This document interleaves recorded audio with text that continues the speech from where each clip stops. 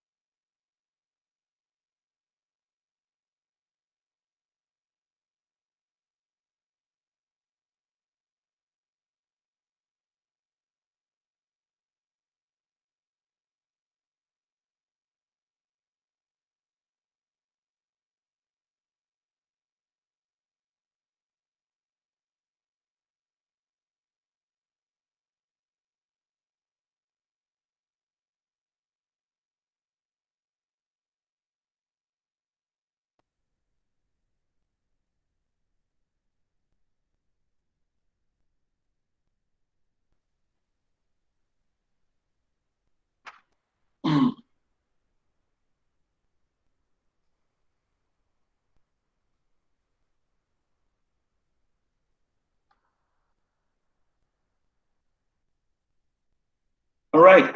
Can you hear me? Shall we start?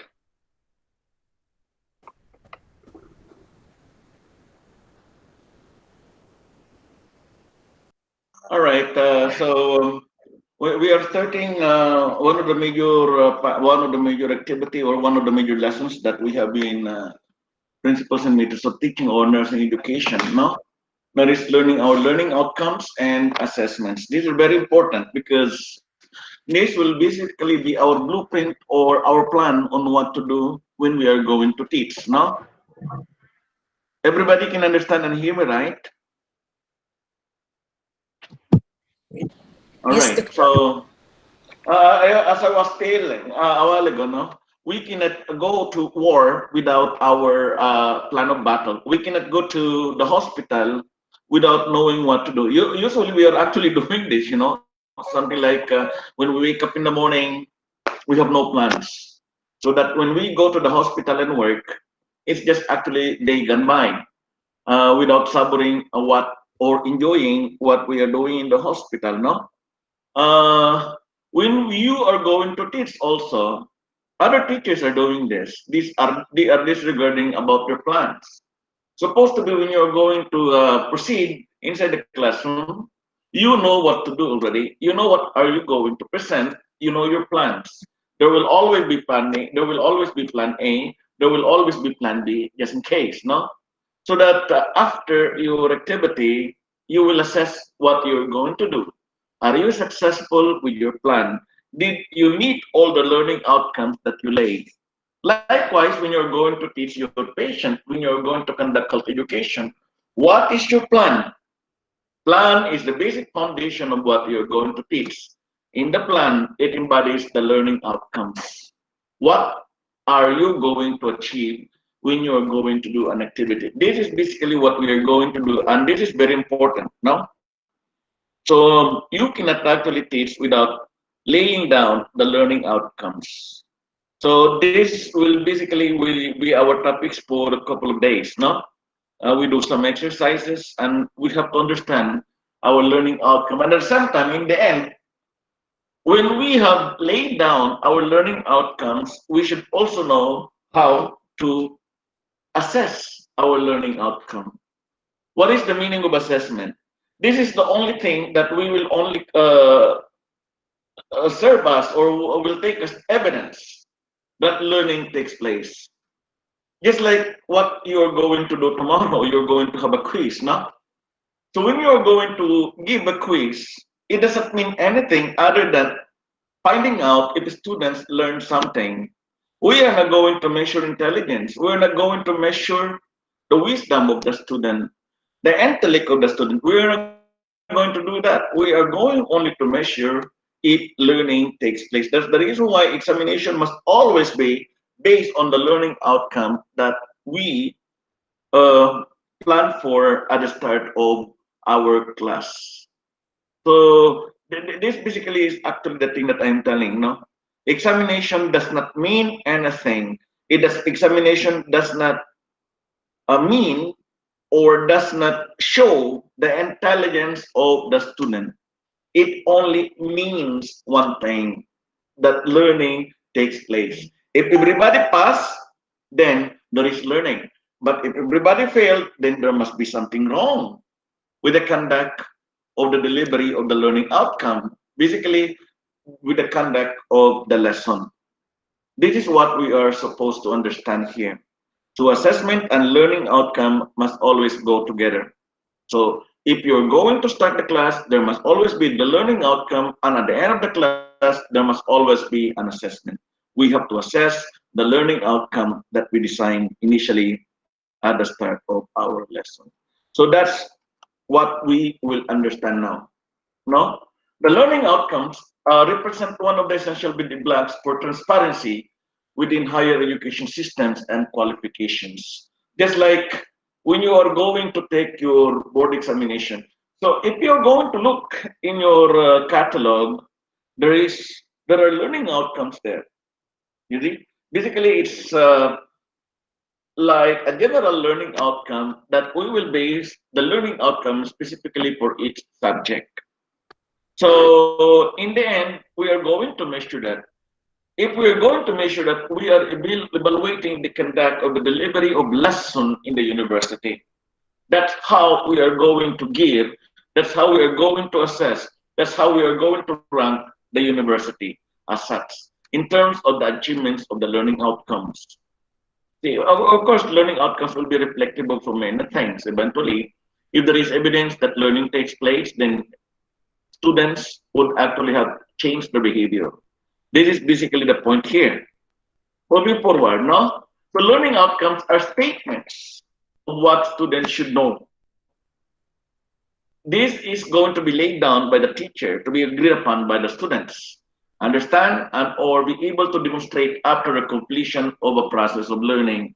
So when you're going to teach, there must always be a plan of teaching from the beginning up to the end.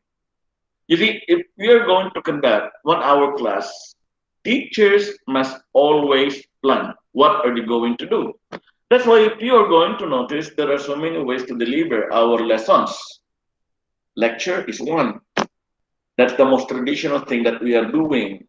Group collaborative work, that's second. Like TBL, like case-based learning, like problem-based learning. TBL is not an assessment. TBL is a teaching style that we are actually going to use in order to make it sure that learning will take place. The reason why we are going to be giving TBL because we would like our students to be very responsible. In what way? They have to study, they have to read on their own. Then after that, they have to work with the group. They have to contribute with the group and come out with the discussion, come out with the reasons, come out with their part. That's the reason why sometimes teachers are actually giving controversial questions, so that those controversial questions can be disputed by you, so that you can actually prove. That's actually the point. We will not measure your intelligence, you see. Don't feel bad if you're going to score low. It does not speak about you. It does not speak about your intelligence. It could indict the whole educational system. That will be the problem. If you fail, then there must be something wrong. The teacher, the student, the whole system. So that's basically the point. No? We are going to look into the learning outcome as initial plan on what we are going to do for the whole time, for the whole system. The learning activity could be, for example, a lecture, a module, or an entire program. So in the learning outcome, this is going to be shown from the beginning of the class. It would lay down the foundation on what is going to be expected for the entire class. The most difficult part when you're going to come out with your lecture is that I'm going to tackle this next, maybe after learning outcome, how you are going to design the whole class. The most difficult part of the class is sitting the class. That means to say the first 15 minutes, because it will make or break your class. If you're not going to do, they conduct on the first 10 minutes, then you're going to fail. I will teach you, I'll show you eventually how to do it and what to do and how to design your whole meaningful class, at least 45 minutes, 1 hour, something like that. No? So it will be included in the delivery of the learning outcome lecture, maybe self-directed modules, or maybe the entire program. We have that, as I mentioned to you earlier. There is what we call as learning outcome as represented in the course goal that we have in your course catalog. You see, at least there are 9 of them. Now, learning outcomes must not simply be a wish list. Learning outcomes are meant to be delivered, are meant to be achieved. It's not a wish list, no? Of what student is capable of doing on completion of the learning activity. Learning outcome must always show the quality, must always show the best of the student. This is not a wish list. Like for instance, at the end of 45 minutes lecture and discussion, or PBL, or any other style, teaching style that you're going to do, you see, then you continue, the students will be able to. Will be able to. Will be able to is not a wish. Will be able to must be achieved, so that this will be measured eventually in the end. What are you expecting from the students after the delivery of the material? Number one, explain, identify, perform. So we are going to look into the following verse when we are going to come out and design the learning outcomes of our lessons eventually in the end. Yeah. So that's actually our learning outcome. It's not a wish list. It means to be delivered. Learning outcomes must be simply and clearly described. That means to say, you know by heart, what are you talking about? You know what you're going to do. See, it must be clearly stated. You know what are you going to follow. This must always be at the back of your mind. That's the reason why the learning outcomes must always be known between the student and at the same time the teacher, so that they will actually know how to set their goals when they are inside the classroom. Yeah, the teachers must know by heart what they're going to do so that they can always adjust. You see, our classroom delivery is always dynamic. That's the reason why there is what we call as classroom dynamic. The things that are happening inside the classroom may change according to our plan. Therefore, teachers must always be dynamically adjust also to what the students can do and what they can do inside the class. We are always adjusting. It depends on the type of students that we have, and it depends on the kind of lesson that we are going to deliver. Just like what we are doing now, simply because of what's happening around us, teachers are adjusting. How are we going to deliver the learning outcomes that we designed from the beginning of the school year? These are the things that we would like to achieve at the end of the school year. You see? So, at first, we plan on what to do. Since there are no students coming to the university, then we may actually deliver our material in different way, using Zoom meeting, using Google Meet, using MS meetings, and so on and so forth. Then in the end, the practical side will be done later on. So we will be adjusting in a way.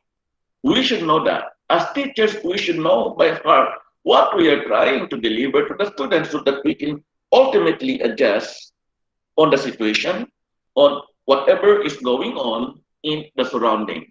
Whatever is the mood of the class, whatever is the mood of the teacher, whatever is the mood of the society where you belong. So this is actually very important. So the learning outcome must be easily understood, therefore it must be clearly stated and it must be simple enough to be understood by you and by the students. That's why at the beginning of the school year, you should have seen your syllabus. And in the syllabus, you should actually find the learning outcomes that we design. No? So at least you should know what to expect at the middle, at the beginning, at the middle, and at the end of the delivery of this course. Moving forward, looking into additional definition of the learning outcomes must be capable of being validly assessed. This is very important. You are always going to look into your assessment process. By the way, all the things that are given in your examination must be reflective of the learning outcome. You should not assess what you did not give. This is usually the problem because teachers do not actually learn about the methodology, teaching methodology, and then principles and methods of assessments and measurement. This sometimes university professors would actually fail because they are not trained on measurement and evaluation. You see, they just actually utilize whatever they have grown up with whatever experience they have when they were studying also. Like in the specialized courses, like in the case of medicine, nursing, it's a good thing that you are studying principles and methods of teaching. Now, incidentally, I happen to know this because I studied this, no? Because I am a teacher myself, a licensed teacher at that, no? One of my degrees is Doctor of Education. So basically, if you're going to take up your doctorate like that, you have to understand the measurement and evaluation. What I'm telling is that when you are going to deliver your lesson, learning outcome must always be identified so that in the end you have something to measure. Therefore, that type of measurement and assessment must always be reflective of the learning outcome. Now, what are you trying to assess? If the learning outcome have been achieved. How are you going to see that? When students pass the exams. You see? That's what we do. We basically are going to look into the scores of the student, not individual students, but the students as a whole. Because we will actually conduct our evaluation also on how we are teaching them and how we are going to adjust. This is actually the point. That's the reason why classroom instruction is always dynamic. It's always a process. It's always changing. We have to look into what's going on in the class. We have to look on and how and what are the things that will be needed by the students. You see, based on the assessments that we have conducted. Assessments must be conducted at random. Assessment must be conducted anytime in order to find out if really students are actually learning something from you. What we are doing and other universities are actually doing would always be reflective of what we call as the temporary. It's not reflective of what really the students learn. You see? You know why? Because the students may not be attending the classroom.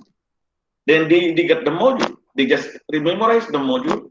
Then after that, they sit down in the examination. Definitely when they memorize, and when the teacher actually would give only the examination based on the material given to them, definitely those students who were not attending the class would pass. So what happens? Is there any learning that had taken place? There is none. Just because the student memorized, it doesn't mean to say that learning takes place. It's reflective of this is actually the thing that I'm telling you. Not a deep learner, but a shallow learner. You see? So if you're just going to memorize for your examination, for the sake of examination, then you are actually defeating the purpose of teaching and learning. You are defeating the purpose of education. You are defeating the purpose of the process of teaching and learning. You see? The learning outcomes must always be capable of being validly assessed. Validly is a very important word here because our assessment must always be valid. That's why sometimes, come to think of it, whenever we are actually assessing, students are always requesting or are always asking questions. So are all the questions going to be direct? And that means to say it's coming from the PowerPoint. So in that case, we're just actually measuring the capacity to memorize. What about the capacity to think? What about the capacity to judge? So basically, we are not doing service to the students. We are not doing service to our profession. We are just, let's say, enforcing or reinforcing the temporary assessments that we can actually give. Yeah? Moving forward, you see, if we are going to look on what we are going to do in the conduct of teaching and learning, we're always looking into this, no? So we're going to look into skills, we're going to look into knowledge, and we're going to look into attitude. All in all, we are going to see the reflection on the competency of the students. If we are actually going to teach our students, we're going to look into the levels of their competency. How competent are they? How do we know that they are competent? Basically, we're going to conduct an assessment. We're going to look into their skills. That's the reason why there is OSCE. We're going to look into their knowledge. That's the reason why there are assessments like in the case of quiz and internal assessment. What about attitude? These are the observations that we see from you when we are going to interact with you in the classroom, in the hospital, or wherever. This is attitude. So we assess also this one. Attitude is not always seen in the examinations that we give, but attitude can be assessed by a way of interacting with you, what you became so far. And these are all overlapping all in all, obviously. You see? So this is the point. How do we assess all these things? We are going to give assessment process. We're going to give examination. We're going to give practical tests. And we are going to evaluate your character. We're going to evaluate your behavior as such. That's how. When we teach, we are always looking into this. We would like students to develop holistically, not only to receive at the end of the school year their certificates of completion. It's not like that. When we're going to teach, we're always going to target in those three key areas. That's why whenever we're going to come out with the syllabus, the three key areas must always be reflected in it. That's why when you're going to look at the syllabus, there will always be knowledge that will be shown there.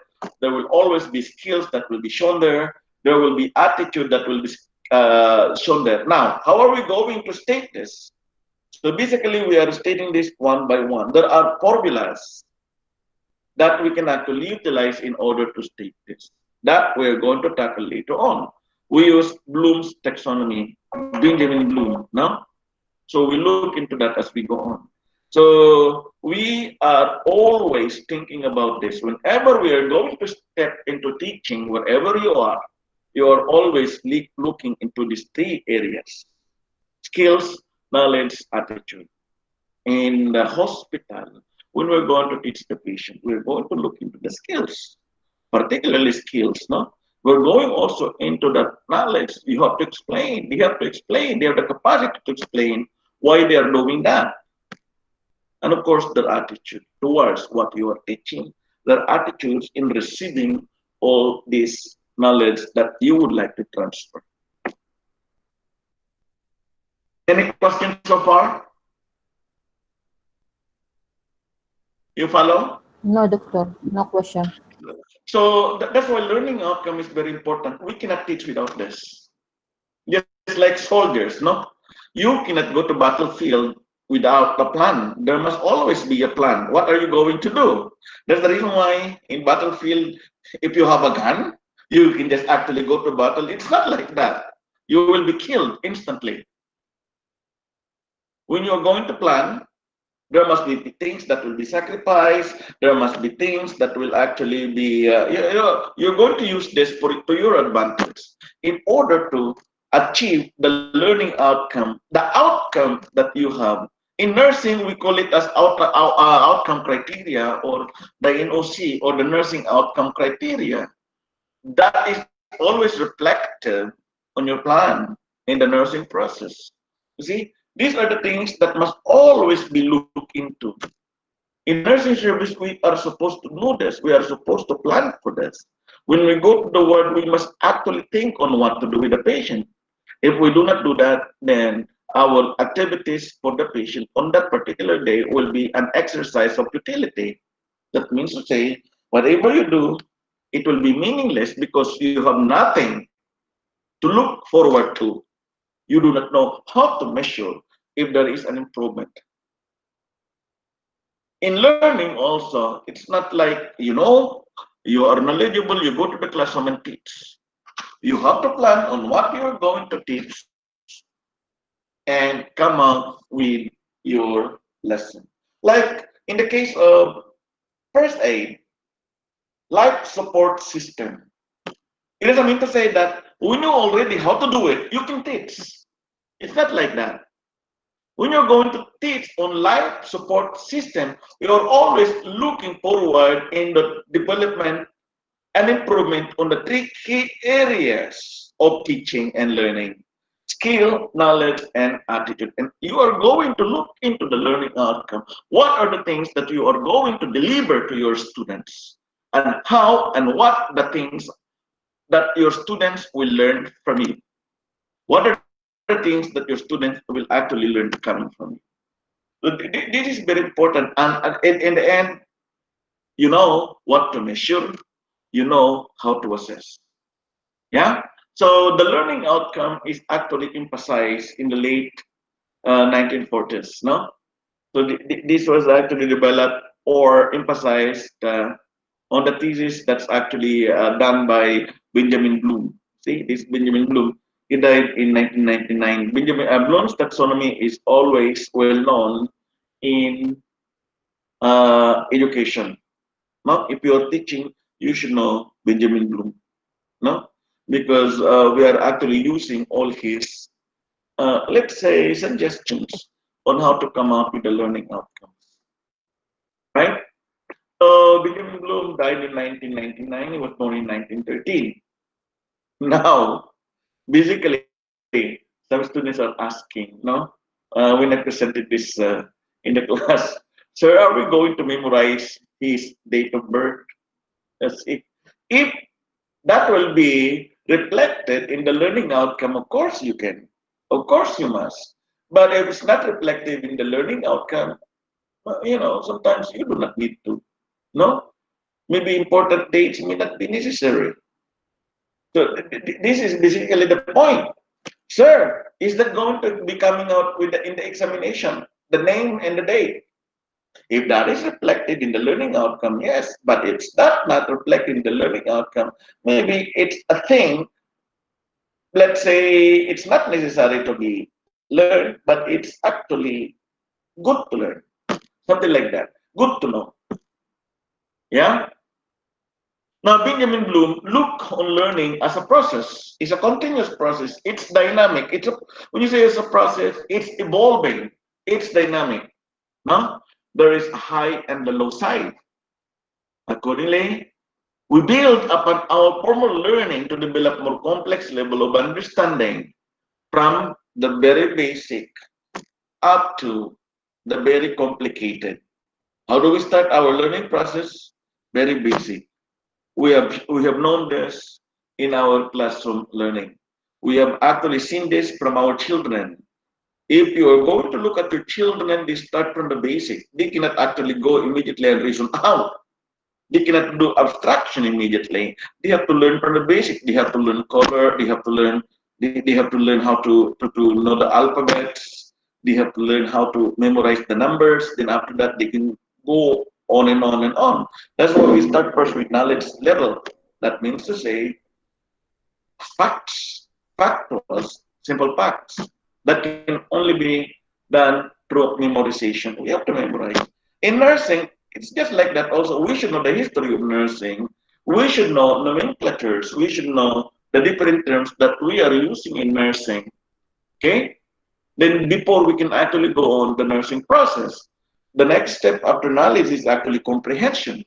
That means to say it's understanding, utilization of your critical thinking. That means to say you utilize this knowledge in order to come out with a solution of the problem that you may encounter. The problem may be from a simple problem to a complex problem, just like what we are encountering in the world. Simple problem, whether there is infection, what are you going to do?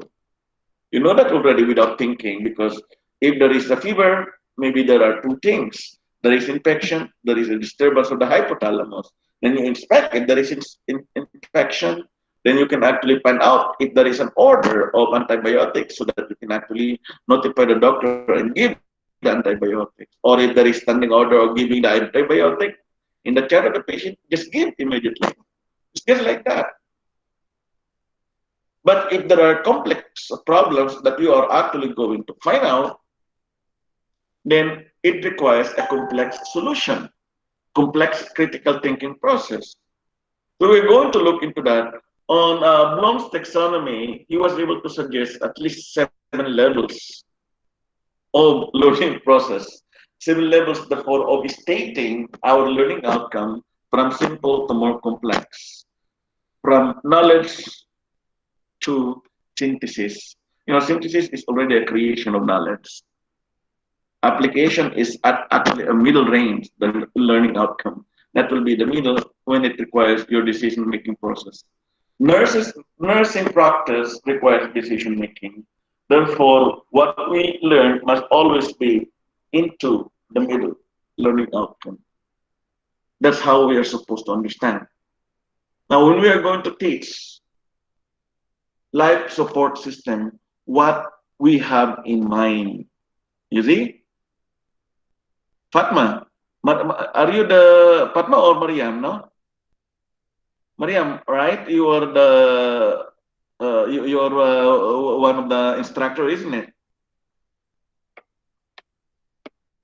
How are you coming out with your plan when you're going to teach a cohort of students who would like to learn? Sometimes it's very intimidating because our cohort of students are older than us, maybe maybe in terms of education, they are more than us. Sometimes we are teaching the nurses who are PhD holders, or you are teaching doctors who are already practicing their professions for so long. And here we are, newly certified life support system instructor. You see, sometimes it's very difficult. It's very intimidating. But whatever you do, whenever you are going to teach them, as long as you are going to come out with the learning outcome, you know what you're going to teach, then you can actually be very successful because at the end of the day, they will learn something from you. Always, when you're going to start teaching, you are always going to think that they are going to learn something from you. They're going to learn something from you. You have something to share. After all, you cannot teach what you do not know. Therefore, it's assumed that when you are teaching them, you know already what you are teaching. But of course, coupled with orderly teaching and learning process. What is the meaning of orderly teaching learning process? You are going to follow the conduct of teaching. How are you going to do that? You have to come out with a plan to deliver your lesson. Then in the end, you have to come out with your plan to assess what you delivered. See? Planning, learning outcome, examination, assessment of what you have delivered. So that you can actually find out if a learning actually had taken place in the class. You see? That's why Benjamin Bloom built up his, let's say, ideas from very simple to more complex level of reasoning and understanding. But basically, these are the understanding of the students, no? Benjamin Bloom carried out research in the development of classification of levels of thinking of our students. So beforehand, we learn already the learning style of our students. So that's very important. Now, Benjamin Bloom also developed the levels of thinking of our students. We are going to address this by writing the learning outcome according to Benjamin Bloom. He suggested so many verbs that will cater the different levels of thinking of our students, no? In the process of learning. He got his PhD at the University of Chicago in 1942. So in 1942, as early as that, he was able to develop, he came out with his Bloom's taxonomy. Today is 2020 already, so that's more than 100. That's more than 80 years. We've been using Bloom's taxonomy, and actually there are so many books written. If you are a teacher, you are familiar with this. You should know the work of Bloom or Benjamin Bloom. He worked on drawing up levels of these thinking behaviors from a simple recall that you wish to be given in your examination. No? of facts at the lowest level that measures only knowledge up to the evaluation of the highest level going into application and synthesis. That's what we have here. No? So draw up levels of these thinking behaviors from the simple recall of facts at the lowest level up to evaluation at the highest level. Moving forward, no, in 1956, actually after his speech day, he proposed that knowing is composed of six successive levels arranged in hierarchy. No, this is the arrangement according to Bloom's taxonomy. No, right now it's seven, but in 1956 it's six. So you have here knowledge, comprehension, application, analysis, synthesis, evaluation. Now during the time, this is simple, and from application up, this is complex learning and understanding. Of course, we would like our students to develop their thinking process from this, from 3 to 6, not from here to here, right? Because these are very low level of comprehension. Comprehension means level of understanding of our students. We would like to teach our students in order to improve the level of comprehension. Now, what about our patient? Since this is nursing education, we would like to teach our patient in order to increase their level of understanding of the disease so that you do not want them to come to the hospital over and over again. For a simple injection of an insulin, they should know how to do it. For a simple dressing of the wound, they should know how to do it. You have to teach them the principle, knowledge and comprehension. Then you have to teach them how to do it. Application, analysis, synthesis, so that they can come out with their own idea. They can come out with their own technique.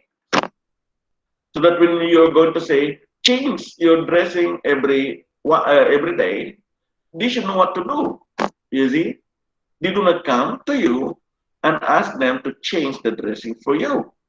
They can actually do it by themselves because they understand the process, they know the process, and they can actually change the dressing of the wound by themselves. So in that case, you can actually assess them. How do you assess them? Looking at the level of their knowledge, looking at the level of their understanding, looking at the level of their behaviors and applications. You see? All right. So let us try to look one by one. No. So according to Bloom, this is the first level of learning and comprehension. Accordingly, knowledge. No. So this is the lowest form of understanding by the students. The ability to recall or remember facts without necessarily understanding them, just like what I mentioned to you earlier. Say from 1913 to 1999, shall I memorize this? If that will be included in your learning outcome, then yes, you can memorize that because it's on the level of knowledge. Simply, you can actually remember them. You can remember the date. You can remember who propounded Bloom's taxonomies, Benjamin Bloom. These are facts. It can never change. You can simply memorize. This is on the level of knowledge without understanding. You memorize without understanding, just like what we were doing when we were in first year. Memorizing without understanding the terms. Nursing terms, memorizing without understanding the terms. BID, what's the meaning of that? You see, without understanding. At least we should know. That is on the level of knowledge. Any questions so far? Do you follow? Yes, yes, Dr. No question. Clear. Oh, clear, no? You can Yes, interrupt clear. me Thank anytime. you. You can interrupt me anytime, ask questions if you want to, no? And maybe you can actually share your opinions and ideas as we go on. Now, in Bloom's taxonomy, these are some of the verbs that he suggested to be used in the learning outcome. Writing a learning outcome is actually formulaic, no? There is also a formula that I can actually show to you, just like in the nursing process. In the nursing process, Particularly when we're actually going to make our learning diagnosis, we utilize the formula of Nanda, right? So the same way, in the learning outcome, there is a formula that I'm going to show to you later on. Excuse me, Doctor. But let us try to look. Yeah. Can you please release us because we have exam? Okay, in 5 because minutes. we're already for verification, already 9:10. Okay. So, all right. You would like to be Thank you, released now? Doctor. Yes, please. Okay. So for your yes, for your attendance, please write present. No. Okay. Now read more about learning outcome is already in the website. You can download this. Okay. Doctor, So with that, yes. Alia with you. Doctor, what you are every time recording the lecture, صح? So we Yes. cannot have a copy of that one I will post. I will post in the website. You because can for actually. me, it's your lecture, it's mandatory. I need to hear it because for the last year experience, your question is really unique. It's really so I need to listen for every word that I need to repeat it again. Okay. I will publish this in the website so that you can actually see. Okay. Okay, thank you, Doctor. Yes. All right. Write your attendance present in the portal. Okay. In the message board. Then you're good to go.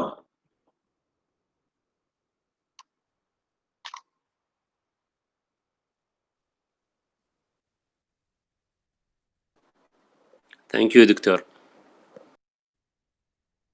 Welcome. Get ready for your exams tomorrow also. It will be simple. Philosophy,